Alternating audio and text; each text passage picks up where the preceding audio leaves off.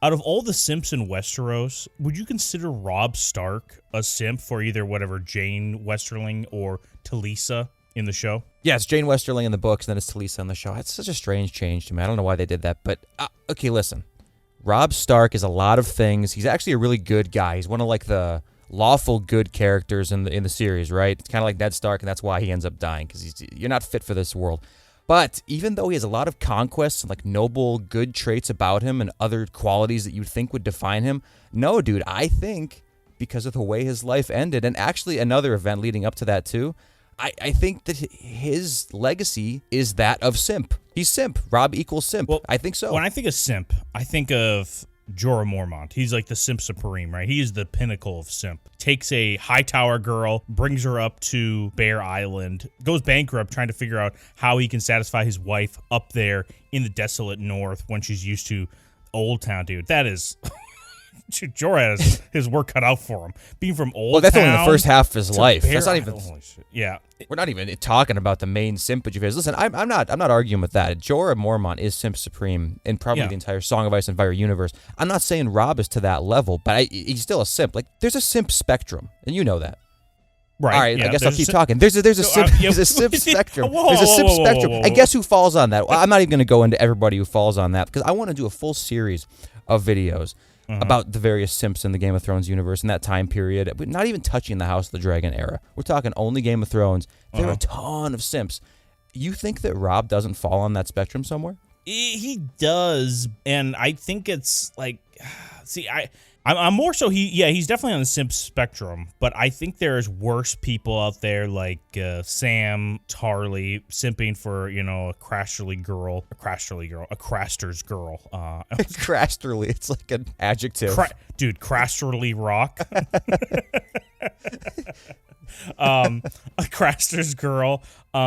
There's some other, definitely huge. I mean, there's whether Kristen Cole from House of the Dragon series, whether he's a simp or not, which I think he might be, but that's still. I won you over, huh? Okay, cool. Check out one of our videos if you haven't seen it already. Kristen Cole's a simp, or is he an incel? Spoiler: he's not an incel, you idiot. But yeah, he's definitely on the spectrum, Robb Stark, but I don't think he's necessarily the pinnacle. You point at this guy and go, he is a simp, just because he does have, like, it's for her honor excuse on his side. He's an idiot, for sure, for thinking, like, I have to hurt someone's honor here. Do I dishonor the most strategic asset I have in the Riverlands with the twins? Something I had to marry into, which is another dumb thing. Why'd you have to marry into this? He didn't make the rules, like, man. He didn't make the rules. Walder Frey had him bent over a barrel. Say what you want about the guy, but he got this simp in the north in the position he wanted him to be to get a marriage pact out of him. That's ridiculous. I still baffled. Oh, I know. You want to pass through my walls, king of the north. You'll marry my ugly daughter. You'll break through her walls before you walk through mine. It's like, dude, I don't disagree with his little position there, because he's kind of a pathetic ruler at that point. The only value he has is the passing of the twins. That is it. If no one wants to go through that passage, like, God help him if there's no war during his reign. What's his value? Nothing. No one wants to go anywhere near that place. Why doesn't someone else build a bridge? Why does someone else build a bridge? I wonder the same thing. I've listened, obviously, we know a decent amount about this lore, and in the book A World of Ice and Fire, which is like the big history of this universe, throughout all the eras of Westeros, from like the Andals coming to Robert's Rebellion, all of the eras, they always talk about how it's so difficult to pass basically between the North and the Reach. Like, there's no, and the Riverlands, I should say. They're the only spot you can get from one place to another. But if you look at the map, like you say, there are a ton of areas where another bridge could be built. And not even that long of a bridge either. It's not like we have to build a Golden Gate Bridge in Westeros here. I don't know, man. Especially considering some of these Targaryen kings, like the infrastructure they established throughout Westeros, like Jaehaerys I, etc., right? I don't know how they didn't think to build another bridge or two. And I understand I understand Walder Frey wasn't alive at that time, to have everybody by the balls. Maybe it was a more benevolent ruler who's like, yeah, pass through whenever you want. But still, don't you think it's more efficient to have more than one single entry point. Yeah, I think supply and demand, right? I'm sure there's not that much supply or like the high demand of getting across like Robb Stark is, right? In this horrible situation that, Walder definitely read the market well, where he's like, okay, what can I really sell this for to get access to this bridge? Usually it would just be some gold, but now I'm just going to use a marriage pact. You got to get on that Walder Frey grind set. Everyone needs to be on that Walder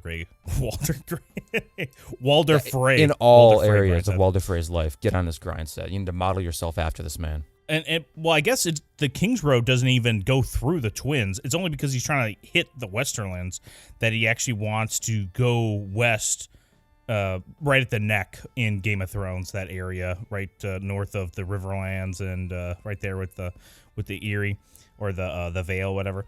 I understand why potentially people aren't building a ton of bridges, but like I would not want to be in any way having to be in a position of weakness in front of Walder Frey. The Riverland should have said, "You're my bannerman. I'm going to kill you unless you open these gates." But instead they're like, "Oh, it's better to, get in uncomfortable situations with these Freys than..."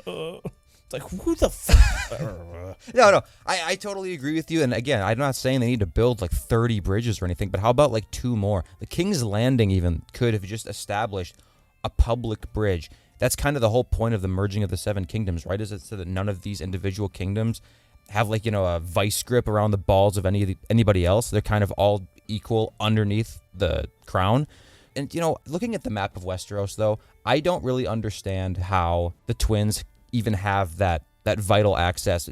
There's not another point of land where you can cross. I'm actually confused about this whole thing now. If you look, the rivers where they begin and end, it looks like they could easily cross a river further up north and just bypass the Twins entirely. And I'm not sure I'm sure it's less convenient to do that. I'm sure it's a lot less convenient. They don't get maybe the comfort of a nice paved road.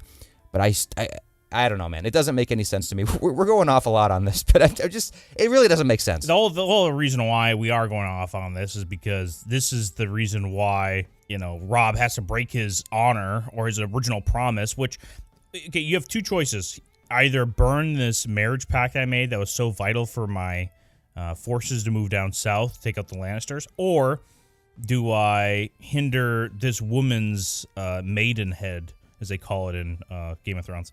At least in the book, with Jane Westerling, she has honor because she's an actual she's like a noble house or whatever. Lady of a house. Yeah, for the Westerlings, which we get to see in House of the Dragon with the Lord Commander at the beginning.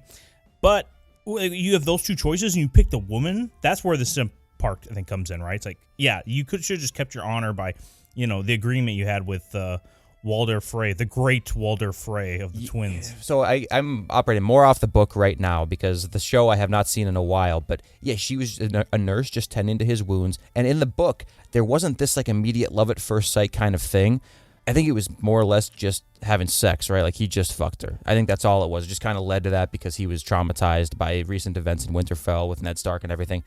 But in the show, it was way more romanticized. And yeah, dude, he's in the middle of a war. He's trying to avenge his father. He's trying to honor the legacy of his house and basically take over the North, or I guess liberate the North, right, from the Southern forces.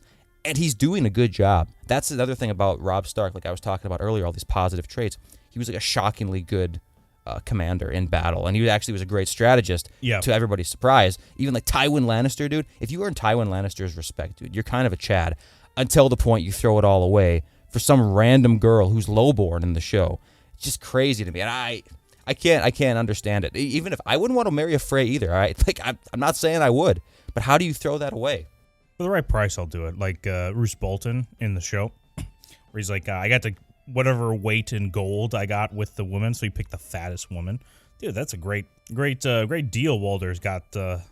Dude, yeah. Well, Roose Bolton lives in the North. She's going to survive whatever winter comes along. Doesn't matter how long the winter is. She's good to go. But when Robb meets Talisa, I think that's how you say her name, Talisa, in Game of Thrones, she's cutting off some guy's leg, or excuse me, not leg, but just foot. Yeah, his 3rd foot. So it makes me think that maybe Robb has like a foot fetish, maybe in the Game of Thrones series. He's like, oh, look at the way she just takes that foot.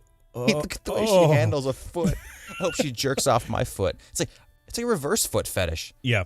Because she's handling someone else's feet. It's not really him handling her feet, which is how I understand foot fetishes. Please, all the foot fetishists, please leave in the comments exactly how it works, because I'm lost in the details. But let's not do that though. Foot fetish people, go ahead and unsubscribe and just like block us, so we never have to see you guys. Don is like super anti-foot. I don't know what the deal is. To me, they're just like hands, but for some reason. He definitely has like a femdom thing going, though, because every time he talks to her, she's just like, you really think this is the best thing to do, waging war? You know, all these innocent people are dying for what? So you can get revenge on this one guy that killed your dad? The implications are huge, though, if you can just let a king kill a high lord like this, a warden of the north. If you're just going to say, we're going to let it go because innocent people are going to die in the conflict, well, a lot more innocent people are going to die if we just let this be. So her in the show, her line of logic is so dumb. For some reason, it works on Robb, so maybe he just likes the little femdom action going on. Femdom foot fetish Robb. The femdom thing is on point. When she's talking about these innocent lives and maybe, we got to cancel the war, it's meaningless. We don't need to kill all these people just to avenge your father and preserve the honor of one of the oldest and sacred houses in all of Westeros. Yeah. Any reasonable human being would say, see ya, bitch. You know, later, I'm going to go marry one of the ugliest women I've ever seen to honor my house. Like, that's what they would do. Like, I'd throw up looking at this woman. I'm still going to marry her, and I'm going to be with her for the rest of my life, and I'm going to honor our marriage pact because that's what it means to me, to honor my house. But Robb Stark immediately just bent over. He bent over for her, put his butt in the air, begging for more and more and more, and she inserted who knows what. Probably that guy's amputee foot. And he took it, and he loved it. And he loved it the entire time up to his death, and I bet you he had no regrets. That's the saddest part about it, and this is why I think he's a simp. At no point did he show any kind of remorse or regrets, even when Catelyn, by the way, who's a super bitch, and I hate Catelyn. She makes some of the worst decisions. Let us know down in the comments if you want us to make a Karen of the North. Karen in the North video of Catelyn Stark, but go ahead. Correct, yeah, she is the Karen of the North, but she's one of the worst characters of all time. She makes maybe the second stupidest decisions, second to Robb Stark only, and I actually like Robb Stark, so it's painful to say that. But even Catelyn criticized Robb for all this stuff, and he just is like, dude, you know, it's whatever. Like, I'm just doing my thing. It's all going to work out. I'm just going to have Edmure Tully marry this ugly girl in my place. Who cares about Edmure Tully? Dude, he's like, okay, I'll marry her. You know who he looked like? He looked like in Year One, the movie Year One, Abraham's like retarded son who shared a bed with Michael Cera's character, you know, and he was farting and shitting himself up there in the attic. That's what he reminds me of. I'm sure we don't have to show a picture at all because everyone knows exactly. Everybody knows that reference. Yeah, Catelyn is really frustrating in this whole conflict that Robb is going through because she also lets Jaime go for him to promise to let the Stark girls go. I'm like, Catelyn, you're such an idiot. Oh, so I want to be. I might be team, on a rewatch here that we're going to be doing. I might be more team Card Stark by the end of this. So I'm not a big. I don't know, Robb supporter after seeing how many dumb little mistakes that were made that were right in his control. Like, if he makes the right decision, like the Walder Frey decision, let's just say he marries Walder Frey's daughter, and all of a sudden Walder Frey and Roose still turn his back on him, Then you go, okay, well, that's what can you do? You're making every right decision, and they still turned your back on you. Just the winds are changing directions on you, right? Like, oh yeah, you weren't winning as many conflicts, or the Tyrells joined the Lannister, so it was just too much of a formidable opponent. Yeah, there's a good chance of that too, because the Boltons and the Starks, they're like historic enemies, and I doubt that has just died off in the time of Roose Bolton, especially considering how easy it was for him to flip that switch and turn his back on them, right. Plus, I mean, I think it was being set up from the beginning too. With I guess I can't remember the exact timeline. Was Theon's invasion of Winterfell, and then Ramsay's like counter invasion, to take it back? Did that take place after Robb had already, broken his vow to Walder Frey, or was it prior? I think it was after. Okay, yeah, because never mind. Well, okay, my point's it doesn't matter then if it's after. Because I was going to say, though, if it was beforehand, clearly that move where Roose Bolton sends Ramsay up to counter the Greyjoys' invasion of Winterfell, that is definitely just setting up his own strategic advantage. Because, I mean, at that point, even if they're allied with the Starks, they effectively control Winterfell. So yeah, I think it was only a matter of time until the Boltons betray them anyway. Yeah, what I was going to say is, like, Robb has a bunch of things that he can control, and if he makes all the right moves with them, cool, and you still lose, that's fine. You played your best game. But if he is screwing up or fumbling every little dumb aspect of his like internal workings in his camp by marrying the wrong girl, betraying that, not keeping Roose Bolton too close to him. Like you said, like Roose is now able to have a foot in both camps in case he wants to turn his back on the Starks. Or a foot in both camps? Yeah. Oh, no. No, don't say it. I don't want to bring up feet. But this video will self-destruct. But Robb clearly makes a bunch of bad decisions in the camp, which are, on his side, which are self-inflicting, and it's very frustrating to watch. The Starks being one of them, him mishandling that whole aspect to get them to the point where they're betraying him and killing all the prisoners, which is pretty cool, honestly. Just kill the prisoners. Who cares? Yeah, who cares? I don't. Okay, I also want to compare the simp nature of Robb to Jon Snow, because I've actually seen Jon Snow be accused of being a simp, maybe not more than the Robb Stark thing, but Jon Snow's just a more popular character, so I think it comes up more. And I'm talking about, of course, when he quote-unquote breaks his vows of the Night's Watch in order to get with Ygritte, the wildling girl. But this kind of confuses me a little bit here. So did he marry Ygritte? Was he wed to her? Or did they just have sex? I don't think so. I think they just banged in that one little cave. And then I don't know how much of an Ygritte is in the books. Well, I don't know. I don't want to speak about that. Well, yeah, we're talking about the show mostly here anyway. Right. So, yeah. Yeah, I don't think so. I think they bang in the cave. I don't think there's any sort of ceremony. And if there is, it's like to the old gods, which who the fuck knows what's going on with the old gods. Cringe old gods. Go talk to a tree with a face, dude. Come on. But anyway, though, see, this is what we were talking about in our last video, too. As far as this whole Night's Watch vow thing goes, as far as I understand it, there's nothing that says you need to stay celibate when you're a member of the Night's Watch. You just can't take a wife or have any kids. And, I get it. There's a good chance that it's going to produce a child. But if you do it right, it's not going to. So did Jon Snow really break his vow? Does he not speak English? When he heard his vows, are they under the impression in Westeros that at first penetration, that's immediately a child now? I don't think so. I don't think that can be the case. They can't be that stupid. So I don't see Jon Snow as being more of a simp than Robb, especially considering Jon Snow literally kills her later on to preserve the honor of the Night's Watch and the sanctity of, the South. Yeah, it's not nearly as bad. Wait, hold on. What did you say there? You were saying that it's the Night's Watch, that it's not nearly as bad turning your backs against the Night's Watch than it is turning your back against your campaign moving south, right, basically? Yeah, well, he killed the girl that was the one. He's not. I don't think he's a simp compared to Robb. So yeah. Yeah, on the spectrum again, Robb is not nearly as bad as whatever Jorah or Kristen Cole, but he's definitely simping that he thinks this person's honor, this one woman's honor, is larger than the death of your father, or being able to seek revenge and overthrow this tyrant that sits on the Iron Throne. Robb, get your priorities straight. Also, it's she's not even a northern girl. She's in the show, she's from somewhere in the east, right? And in the books, she's a house of the Lannisters. The Westerlings are bannermen for the Lannisters. So it's not I fell in love with a Card Stark or a Umber and then had sex with them, and I'm oh, dude, I dishonor one of my famous bannermen, my large bannerman, one of my largest supporters. What do I do? That's completely different. Yeah, no, I completely agree with that. And that's why I think there's this huge discrepancy here, and people don't want to accept it. And maybe I'm just not seeing enough Robb posts. Let us know in the comments.